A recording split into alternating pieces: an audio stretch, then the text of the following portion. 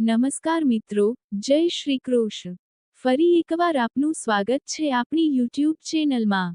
મિત્રો, જેમાં આપણે જાણીએ છીએ કે દરેક મહિનામાં બે એકાદશી આવે છે, એટલે કે 11ની તિથિ આવે છે, શુદ્ધ પક્ષનો 11મો દિવસ અને વદ પક્ષનો 11મો દિવસ, જે દિવસે આપણે એકાદશીનું વ્રત કરીએ છીએ.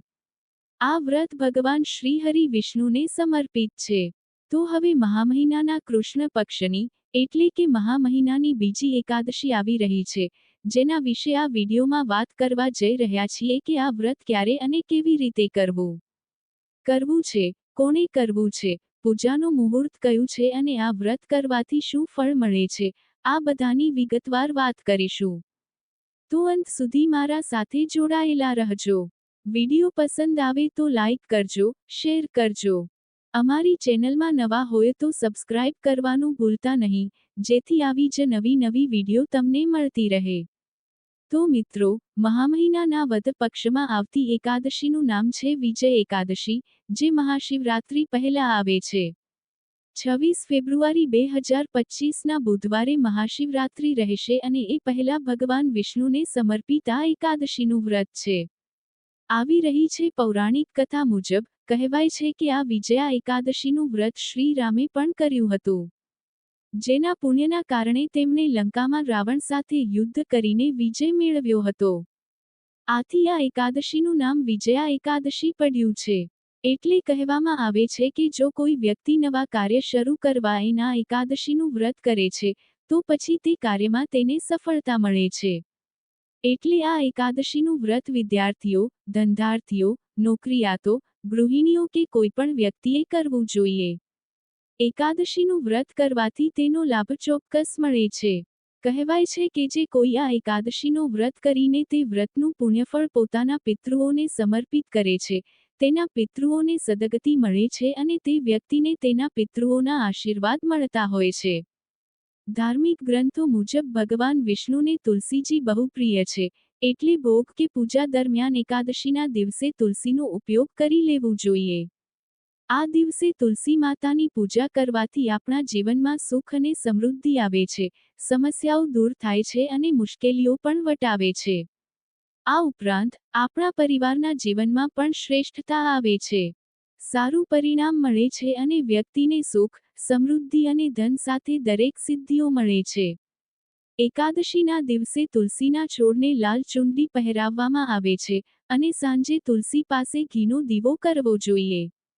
જો શક્ય હોય તો પ્રદક્ષિણા પણ કરવી જોઈએ. શ્રીકૃષ્ણ ગોવિંદ હરે મુરારી હે નાથ નારાયણ વાસુદેવ નો જાપ કરવો જોઈએ. આવું કરવાથી, જાણે અજાણે, આપણા જીવનમાં બધા સમસ્યાઓ દૂર થાય છે અને માતા તુલસી અને ભગવાન વિષ્ણુના સુખ અને સમૃદ્ધિના આશીર્વાદ મળે છે. છોડને 16 શૃંગારની વસ્તુઓ અર્પણ કરીને કોઈ શુભકામનાવાળી સ્ત્રીને તે વસ્તુ આપી દેવામાં આવે તો તેના લગ્નજીવનમાં સુખ અને સમૃદ્ધિ આવે છે અને તુલસી માતાના અખંડ સૌભાગ્યના આશીર્વાદ મળે છે. આજના દિવસે લક્ષ્મીનારાયણનું પૂજન કરવાનો વિશેષ મહત્વ છે. સાથે જો આપણા ઘરમાં ભગવાન શ્રીરામનો ફોટો કે મૂર્તિ હોય, તો તેમનું પણ પૂજન ખાસ કરીને કરવું જોઈએ.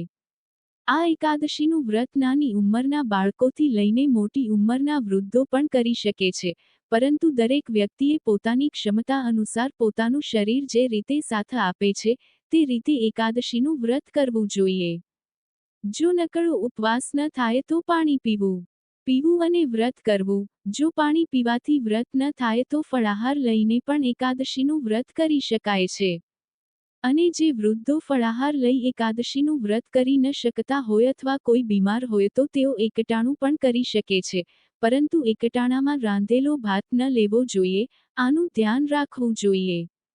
આ રીતે મહામાસમાં આવતી વદપક્ષની એકાદશીનું મહત્વ આપણા શાસ્ત્રોમાં દર્શાવેલું છે. હવે આપણે જાણીએ છીએ કે 2025માં વિજયા એકાદશી ક્યારે છે અને તેના પૂજાપારના શુભ મુહૂર્તનો સમય શું છે. તો મહામાસની કૃષ્ણ પક્ષની એકાદશી તિથિ 23 ફેબ્રુઆરી 2025 બપોરે 1:55 શરૂ થાય છે. કે જે પૂર્ણ 24 ફેબ્રુઆરી 2025 બપોરે 1:44 થાય છે, એટલે ઉદય તિથિ મુજબ આ એકાદશીનું વ્રત 24 ફેબ્રુઆરી 2025ના સોમવારના દિવસે કરવામાં આવશે. આ એકાદશીના દિવસે વહેલી સવારે બ્રહ્મ મુહૂર્તમાં સ્નાન કરવાનું ખાસ મહત્વ છે. આ માટેનો સમય છે વહેલી સવારે 5:11 થી 6 વાગ્યા સુધી. અને જો એકાદશી દિવસે વિજય મુહૂર્તમાં પૂજા કરવામાં આવે તો તેનો લાભ અનેક ગણી મળતો છે. આ સમય છે બપોરે 2:29 થી સવારે 3:15 સુધી. જે લોકો ગોધૂલી મુહૂર્તમાં પૂજા કરે છે તેનું સમય છે સાંજે 6:15 થી 6:40 સુધી. મહિમા સાંભળીશું, વ્રતની કથા સાંભળીશું તથા વ્રત કરવાથી મળતા પુણ્યફળ વિશે પણ વાત કરીશું. એટલે કે ટૂંકમાં કહીએ તો આ એકાદશીનો સત્સંગ આપણે કરવાના છીએ, તો આપ સૌ લોકો પણ અમારી સાથે તે એકાદશીનો સત્સંગ કરજો. તો આ સાથે હવે મને રજા આપો, મળીશું ફરીથી એક નવા વિડીયોમાં. ત્યાં સુધી આપ સૌ લોકોને અમારી ચેનલના જય શ્રી કૃષ્ણ. ધન્યવાદ. મારી સાથે જોડાઈ રહેવા બદલ આપ સૌ લોકોનો ખૂબ ખૂબ આભાર.